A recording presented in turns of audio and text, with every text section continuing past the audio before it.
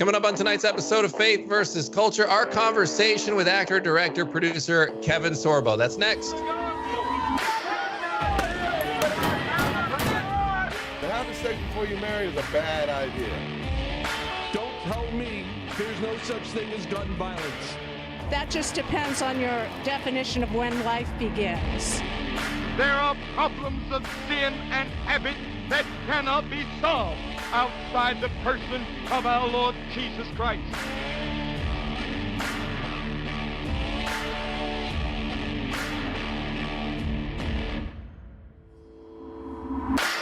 Well, hello and welcome to this episode of Faith versus Culture right here on the CBN News Channel. My name is Dan Andros, managing editor of CBN's Faithwire.com, joined as always by Billy Hallowell. Billy, what's going on? Well, I'm doing well. I'm excited because we have our guest here today, Kevin Sorbo, who has done a million projects, but I'm super excited because we're going to be talking about his new film, Left Behind. Kevin, how you doing today? I'm doing fantastic. Thank you. So I'm looking at both you guys. I realize I got to grow a beard and a mustache now to be on your show. You guys, you got to match us. You guys do some very good facial hair there. Mine's not that fantastic, but I make it scruffy enough when I do Westerns. No, that's great. See, I have to make up for the loss on the top, and then so I just, this is my route. It looks good. Oh, I love it. Well, listen, Kevin, you are playing Rayford Steele, and I mean, obviously, everybody watching knows Left Behind, the book series, the film franchise. You direct this film. What was it that made you want to dive into this? Well, I mean, as growing up as well, I read the books way back when, and the Left Behind guys, all the books rights are owned by Paul Alon and his company there, Cloud 10. When they came out with the last movie back in 2014 with Nicolas Cage playing the same role that I'm playing now, they got inundated with emails from people because God's Not Dead came out at the same time.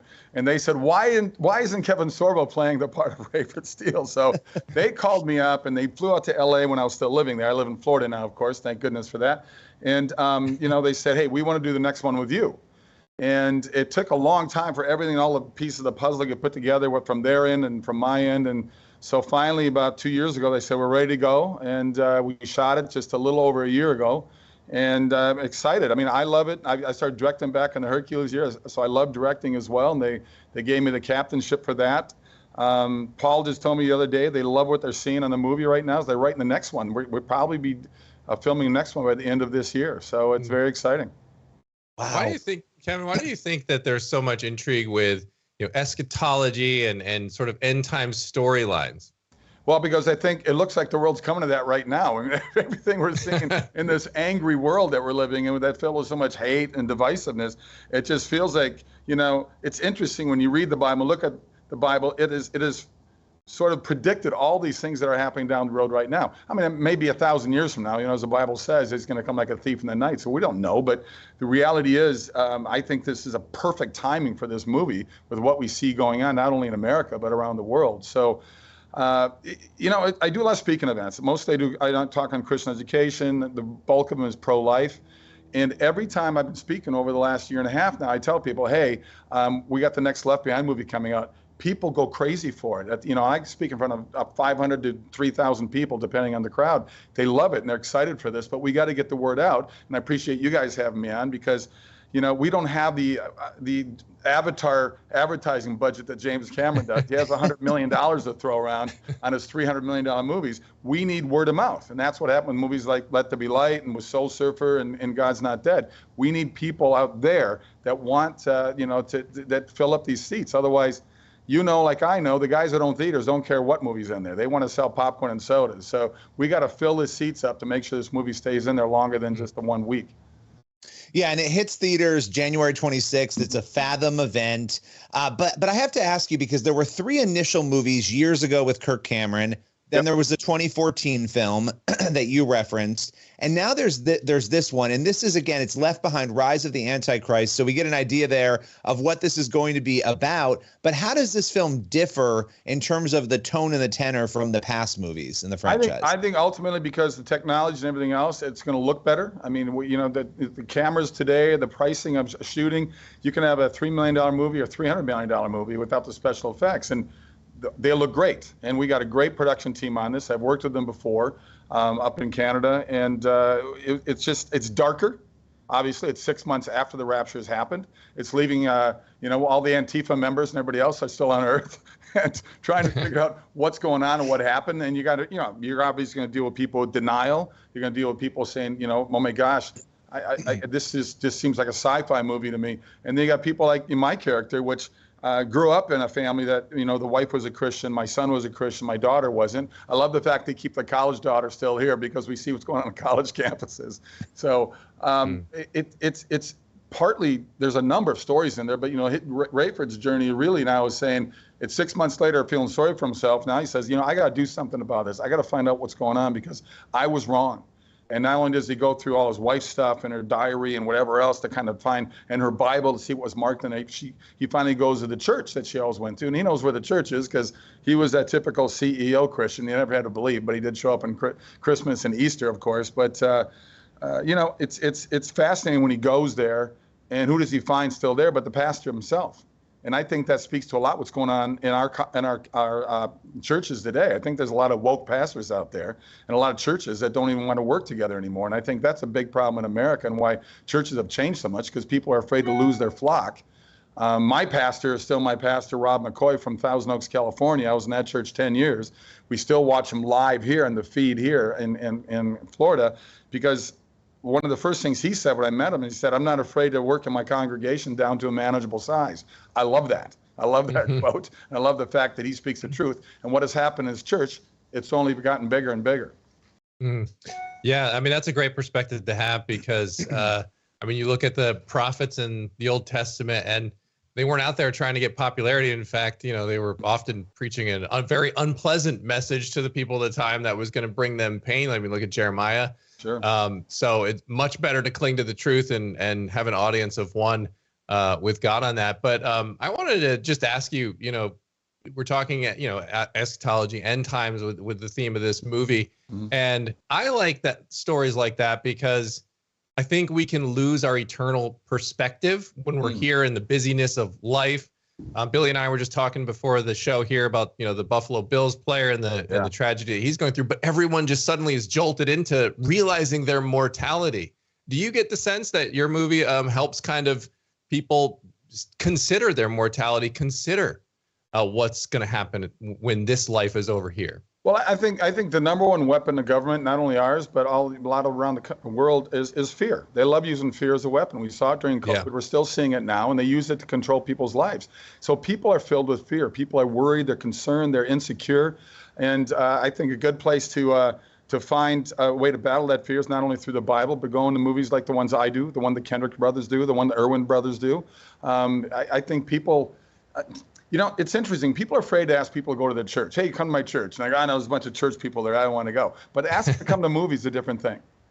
And I get people come up to me at hotels, airports, whatever it may be, and saying, hey, look, I don't believe the way you do.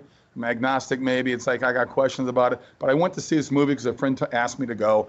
And I thought it was pretty cool. I thought it had a good message. And that's what this movie is going to do. And I hope, if anything, this movie makes people go back home and open up the book of Revelation.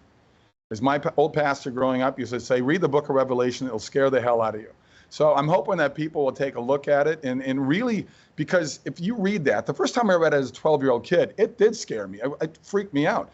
And now as I got older, I looked at it and I go, what kind of acid trip was he on when he wrote the book of Revelation? Because it is unbelievable what your mind, visual effects today can't even come close to what your mind explodes in when you read that book. So I'm hoping that people, it makes them think about it more, because there is end of time, you call it a faith-based movie, but every movie is faith-based. And I think I've said this to you before, Billy, that if you're an atheist, that's an incredibly strong faith to believe in nothing. And it's sad, too, because they live in a world with no hope.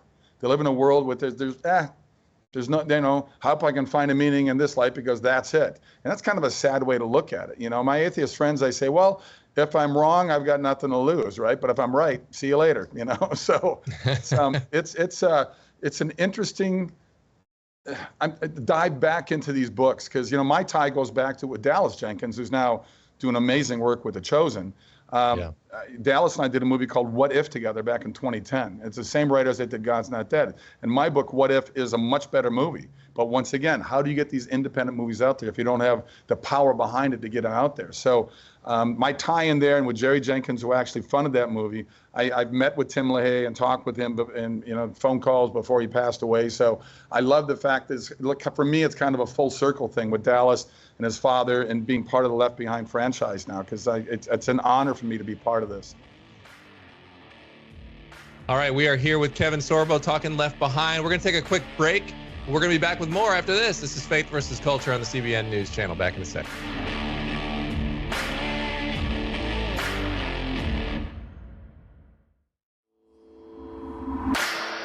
All right, welcome back to Faith versus Culture right here on the CBN News Channel. Dan Andros here, Billy Hallowell there. We're joined today by Kevin Sorbo.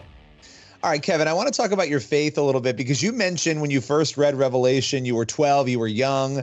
What was your faith journey? How did you become a Christian?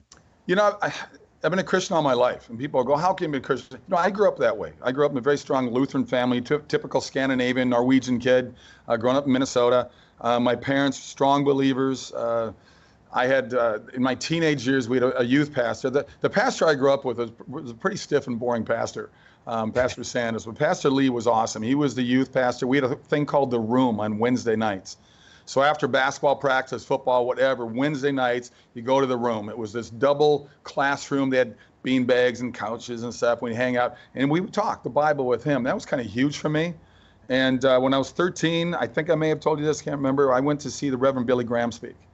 And there was 250,000 people at the St. Paul Fairgrounds. It was unbelievable. Hot August night. It was just, it was so moving for me. I remember it very vividly. And I remember, because I did something I normally wouldn't do. I mean, I was a good student, A and B student, but I was never the guy to raise my hand. If he called on me, hopefully I was ready to answer. But I won't, pick me. I never did that. But I stood up when the pastor said, when Billy Graham said, hey, come in front. We have a lot of volunteers to talk, speak, pray, whatever.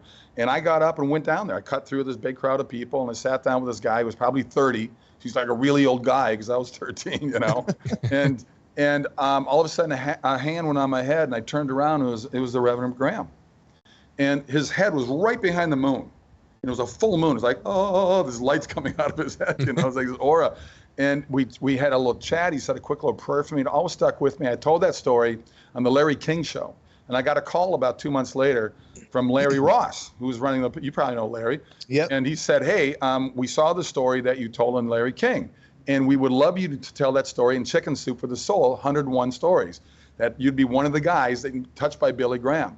And I did it. And it was the only hardcover book they've ever done on Chicken Soup for the Soul. And I got called when the book came out by Larry again and said, hey, he's in his 90s. He can't get around too well. He wanted you to, if you wouldn't mind going around doing publicity and all the radio and talk shows. And I was like going, yeah. So it's just such an honor to be part of that. And that was back, I don't know how long ago that was. Now it's got to be 15, 16 years ago. Wow. Incredible story there. That was pretty cool. And now you're in Hollywood, and I'd love to get a little window from your perspective into because we hear a lot about, and of course we see that Hollywood's largely leftist, largely not exactly welcoming in a lot of ways to Christian viewpoints. So what's been your experience like behind the scenes, sort of dealing with people? I mean, is it wrong? Is it a wrong thing are people generally pretty cool, or how is it from your perspective? Well, I was in Hollywood. I left 4 years ago. I got out of Dodge. I live in Florida now. I left the worst governor for the best governor in the country. So anyway, I started getting more vocal about 11, 12 years ago, and just on the internet and things. And I started questioning people saying things on the set. They'd be very loud and vocal about slamming this or slamming that, anything to do with conservatives, anything to do with Christians. And I have found it's probably worse being a Christian in Hollywood than being a conservative. But since I'm both, I'm like a double leper in there. And my agent manager actually back in 2012 said, we can't work with you anymore. And they gave me my walking papers. And I went, wow. I said, you guys are the ones that, since I've been in the industry back in the 80s, you're the ones screaming for, freedom of speech and tolerance. But as we know, that's all a one-way street with them. And that's too bad to me, because I don't harbor that anger and hatred towards people who have a different point of view. But you see what's coming out of Hollywood in the last 10, 15 years. You see the movies, the agendas that they push. And anything to do, if you ever have a conservative in a movie or TV show, they're the idiots. Even on sitcoms, the dad's always kind of a bozo, and the mom's the one that's hot and she knows better. And they teach teenage kids today to talk down to their fathers, and they're doing that through the TV and movies that they do. And I just said, you know what? There was a quote from Walt Disney back in the 50s. It said, movies and television will influence our youth. Well, that's over 60 years ago. I think there's a lot of influencing going on right now. And it's gone down and so through the education system and everything. So I said, I want to go do movies that Hollywood used to do. Movies that have hope and love and laughter, and the good guy wins, not the bad guy. You know, Hollywood seems to glorify evil, glorify, bad behavior. And I don't mind if you do that in a comical way, but they do it in a reality way, and people buy into that. And this whole attitude thing now. But I've been very blessed to keep on working, even though they booted me out, because I got a strong base within the industry. I know enough people in it. And I've been very fortunate with Sorbo Studios that people reach out to me, and I'm working very hard trying to fund my own projects. I say not my own, but people that have brought scripts to me to say, you're the guy that we want you to do this movie. So my biggest battle every day is trying to raise $3 million to do a movie. And people say, $3 million's a lot. And I go, dude, that's catering budget in Pirates of the Caribbean. Those are $300 million movies. We're not going to have lobster every day at lunch. We're going to have hot dogs, okay? But, we're going to make a good movie. Was it hard for you, because you mentioned you started becoming more vocal, you got the walking papers from your manager. I would imagine it was tempting at some point to say, you know what, maybe I won't be so vocal about my faith or my political views. Maybe I will pull back. How did you make that decision to say, no, this is who I am, and I am going to be open, and I am going to talk about it? Well, I think it made me more vocal, actually. So Facebook took me down a year and a half ago. I'm still on Twitter. Follow me on Twitter, K-Sorbs. My buddies call me Sorbs, not Sorbo. But I decided, I'm a strong-willed kid, and that comes from my dad, the way he taught all 5 of us kids. You work hard, play hard. You don't expect handouts. You follow that dream, and you follow it with all your heart and soul. And my parents were very strong. My dad was the best man at my wedding, actually. They were a very big influence on me. So, I'm grateful for the road they've led not only me down, but my 4 siblings as well. So, I don't operate. In fact, I got a shirt right here. Look at that. Freedom over fear. All right. Freedom over fear. Love it. So I'm going to keep doing what I think the Lord has opened his door for me about 10, 11 years ago. And this is the road that I'm going down. And I tell people all the time, I think Jesus was the first original guy that took the road less traveled. And thank you, Mr. Frost, for writing that, because I've always loved that poem. And I tell people all the time, I know I'm walking that road. I know you guys are walking that road. And I tell people I'll make the road less traveled a super highway. And that's what we got to do. Can't be afraid. We need people to wake up the sheep out there. We need lions to wake up too. Yeah, that's a great message. Do the hard things. So, yeah. Kevin, you were talking about how busy you are, and you've got a lot of these projects and your company, you're working all this stuff. Like, before we run out of time, I want you to be able to mention some of the things you have going on that you'd love people to know about. Well, first of all, Left Behind, go to leftbehindmovie.com. That's leftbehindmovie.com. It shows you the trailer. It shows you what theater's showing in your area. We got 1,500 screens, so please go check it out. And then I got the Reagan movie coming out. I heard late spring it's coming out. Dennis Quaid plays Reagan. I play his pastor. And then my other movie that I directed, Miracle in East Texas, True Story. Hopefully that's coming out late spring as well. And I got 5 other movies I shot last year that'll be out either late this year or early next year. And I've got 5 movies lined up for this year. In fact, I start shooting at the end of this month through February. I got two movies back-to-back filming there. So I like staying busy. SorboStudios.com is another place great to go. So I know I gave a mouthload out there, 3 different .com places, but I hope people check them out. Yeah, you're not busy enough. Clearly, it's a real problem. Yeah, I know. Well, just as we kind of ride out to a close here, what would you say to those who maybe are a little fearful, right? They're hearing what you're saying, and they're like, man, I wish I was that open. I wish I was able to do that. And they're holding themselves back from speaking the truth, specifically when it comes to faith. What would you say to them? Well, don't let anyone set your limitations, for one thing, especially yourself. I mean, I know that, there's a lot of failure in life, and you're going to fail in life over and over again. A lot of people are afraid of failure. Maybe they fail once, and then they start blaming God. They blame a God they don't believe in. They blame family, friends. And I always say, cue Michael Jackson. It's the man in the mirror. Look in the mirror. That's where the problem is. I mean, every time I got down, when I went through an illness back in 2007 where I suffered a series of strokes, took me 3 years to fully recover. If I got down, my wife would look at me, Sam, and she'd say, Kevin, it happened. What are you going to do about it? We all hit roadblocks in life. Everybody's got a story. You're not unique. We all are going to have rough roads. God never promised an easy life for any of us in this world. So you got to find a way to get past those failures and look at them as positives instead of negatives. Excellent message. Great words there. Kevin Sorbo, hey, Really appreciate you stopping by for a few minutes. Appreciate your voice and all the work you're doing out there, and pointing people to God. Appreciate you. Thank you. LeftBehindMovie.com. Happy New Year, everybody, and God bless.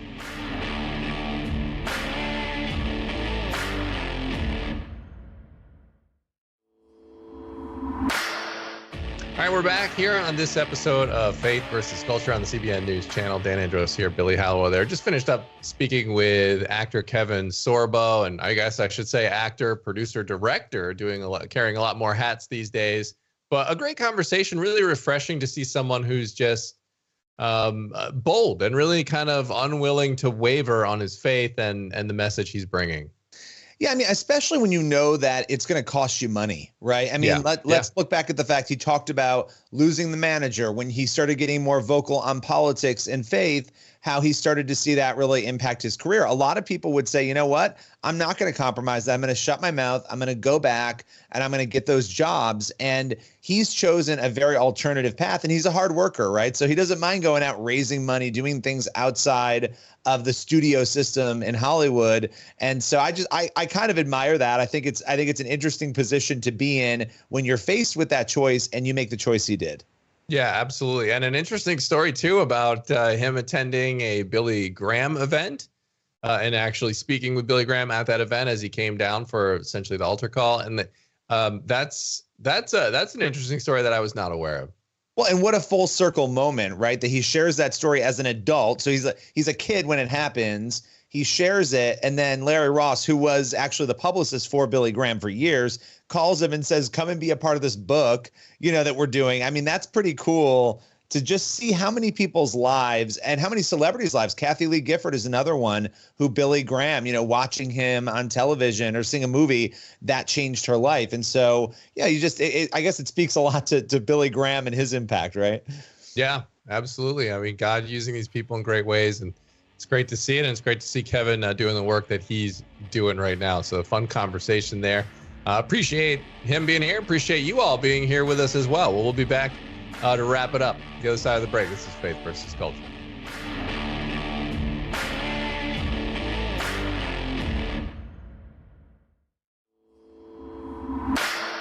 All right, that's all the time we have for this episode. As always, thanks so much for being here. We will pray for you as you go throughout your week. We hope it's a great one. God bless, and we will see you next time.